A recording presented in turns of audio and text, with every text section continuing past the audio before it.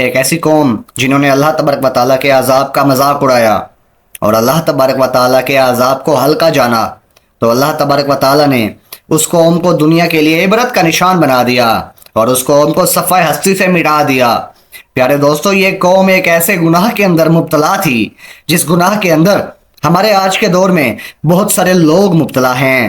پیارے دوستو، یہ بدبخت قوم کون تھی اور انہوں نے کس طرح سے اللہ تبارک و تعالیٰ کے عذاب کو ہلکا سمجھا اور اللہ تبارک و تعالیٰ کے عذاب کا مذاق اڑایا؟ تو اللہ تبارک و تعالیٰ نے اس قوم کو دنیا کے لیے عبرت کا نشان کس طرح سے بنایا، اللہ تبارک و تعالیٰ نے اس قوم کو کس طرح صفحہ ہستی سے مٹا دیا۔ پیارے دوستو، روایات میں آتا ہے کہ بنی اسرائیل کے ایک بزرگ تھے جن کا نام حضرت داموس رحمۃ اللہ علیہ تعالیٰ تھا۔ ایک دفعہ یہ بزرگ اپنی بستی سے باہر تشریف لائے اور سامنے پہاڑ کو دیکھنے لگے۔ اس پہاڑ پر کوئی سبزہ نہ تھا۔ یہ منظر دیکھ کر ان کے دل میں خیال پیدا ہوا کہ کتنا ہی اچھا ہوتا اگر اس پہاڑ پر سبزہ ہوتا اور آبشاریں ہوتیں اور مرغزاریں ہوتیں اور خوبصورت منظر ہوتے۔ ابھی یہ بزرگ انہی خیالات کے اندر گم تھے کہ اللہ تبارک و تعالیٰ کی طرف سے ان کے دل میں الہام پیدا کیا گیا کہ اے میرے بندے، تو بندگی سے نکل چکا ہے، اب تجھے میری تخلیق کے اندر کمی اور کوتاہی نظر آتی ہے، اب تجھے میری تخلیق کے اندر عیب نظر آنے لگے ہیں۔ پیارے دوستو، جب یہ الہام ہوا تو وہ بزرگ ایک دم سے گھبرا گئے اور انہوں نے اپنے دل میں ایک نیت کر لی کہ جب تک اللہ تبارک و تعالیٰ کی طرف سے میرے دل میں واضح طور پر یہ بات نہیں آئے گی کہ اللہ تبارک و تعالیٰ نے میرے اس کوتاہی کو معاف کر دیا ہے، میں اس وقت تک خود کو سزا دوں گا۔ اللہ تبارک و تعالیٰ کے ولیوں کا یہ ہمیشہ سے طریقہ رہا ہے کہ اگر ان سے کوئی کوتاہی ہو جاتی ہے تو اپنے آپ کو سزا دیتے ہیں تاکہ اللہ تبارک و تعالیٰ ان کی اس خطا کو معاف فرما دیں۔ چنانچہ حضرت داموس نے سزا کے طور پر دل میں یہ نیت کر لی کہ جب تک اللہ تبارک و تعالیٰ میری غلطی کو معاف نہیں فرما دیتے تب تک میں نہ کھانا کھاؤں گا اور نہ ہی پانی پیوں گا،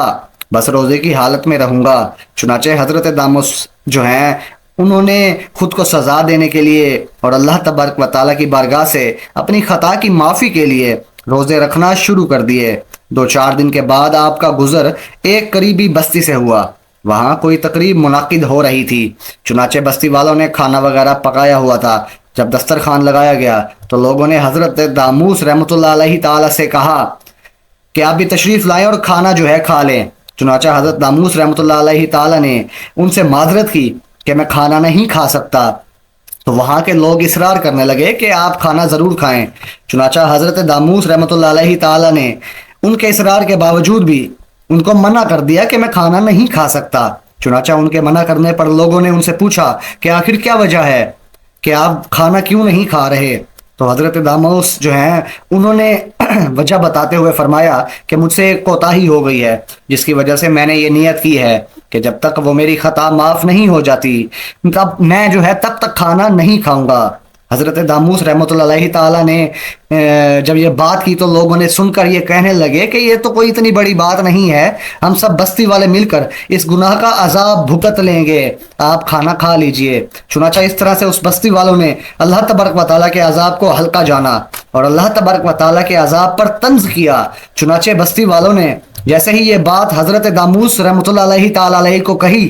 کہ ہم اللہ تبارک و تعالیٰ کا عذاب بھگت لیں گے، تو اللہ تبارک و تعالیٰ نے فوراً حضرت داموس رحمۃ اللہ علیہ تعالیٰ علیہ کے دل میں یہ الہام پیدا کر دیا کہ اے میرے پیارے بندے، آپ اس بستی سے فوراً نکل جائیں۔ چنانچہ جیسے ہی حضرت داموس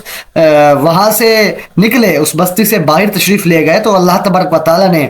اس بستی والوں کو زمین کے اندر دھسا دیا اور تمام کی تمام بستی کو صفحہ ہستی سے مٹا دیا، اور اللہ تبارک و تعالیٰ کے عذاب کو ہلکا جاننے والے اور اللہ تبارک و تعالیٰ کے عذاب کو مذاق اڑانے والے لوگ صفحہ ہستی سے مٹا دیے گئے۔ پیارے دوستو،